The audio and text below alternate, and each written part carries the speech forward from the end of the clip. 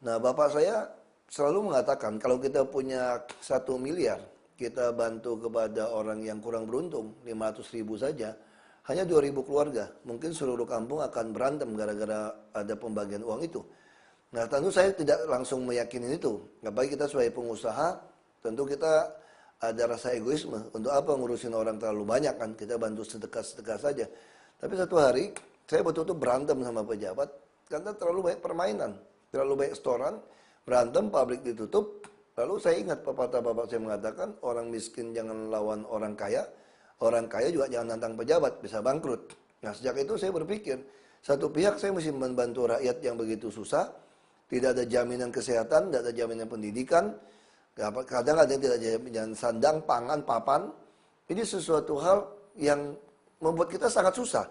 Kita mau membantu, kita sendiri juga berpersoalan. Kita papa saya meninggal tahun 97. Nah, saya harus menggantikan posisinya untuk menerima masyarakat seperti itu.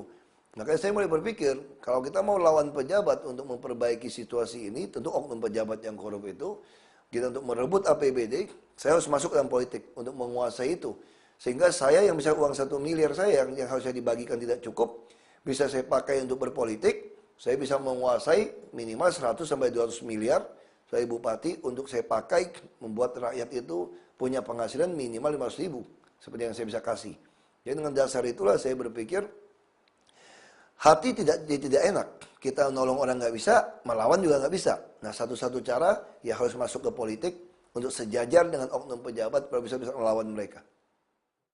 Nah, jujur saja saya masuk ke politik itu karena sebetulnya saya itu marah gitu.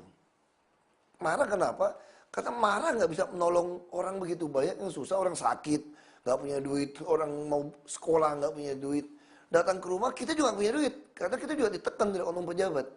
Jadi mau nggak mau, ya udah kita masuk aja, kita lawan aja udah, sekalian gitu. Nah, kalau orang tanya kenapa bisa seperti itu nekat, ya orang lagi marah, emosi mana pikir lagi gitu kan. Nah, itu yang terjadi sampai hari ini. Dan saya kira bisa stop, cuma jadi DPRD, pilih bupati yang baik, dakwanya sampai hari ini. Yaitu karena kita nggak bisa tahan lihat orang itu susah. Jadi kalau kita, kecuali saya katakan kita bisa matikan nurani kita untuk tidak peduli sama orang. Toh kita udah hidup yang ya untuk kelas menengah tidak terlalu susah lah kita sebetulnya. Jadi kalau kita lihat orang terlalu susah, kita nggak bisa bantu, hati kita juga nggak bisa terima, ya ini yang jadi susah. Makanya lebih baik daripada kita susah, kita hajar aja udah kita lawan.